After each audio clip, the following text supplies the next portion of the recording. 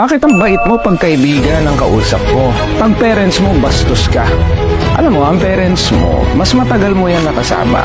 Ayan ang bumuhay sa'yo. Bakit sa parents mo, hindi mo binibigay yung tamang respeto? Kapag titingin ka sa mga kaibigan mo, nakangiti ka. Pag mag-meet kayo, ang saya-saya ninyo. Kinakamusta mo, parents mo hindi mo makamusta. Bastos ka pang magsalita. Hindi ka nga makalabas sa kwarto, hindi mo makausap eh. Remember, friends, yes, okay yan. May community tayo ng mga kasama natin, lumalaki tayo, mga kaibigan natin. Nasusharean natin ang mga gusto natin sa buhay. Mga kaibigan natin na sumasabay sa mga trip natin.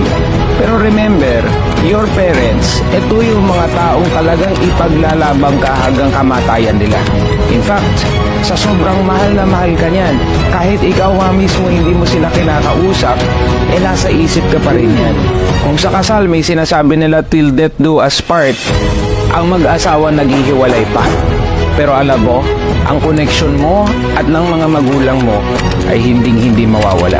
Sasamahan ka talaga ng parents mo hanggang sa kamatayan nila. In fact, willing pa nga yang ialay ang buhay niyan para sa'yo.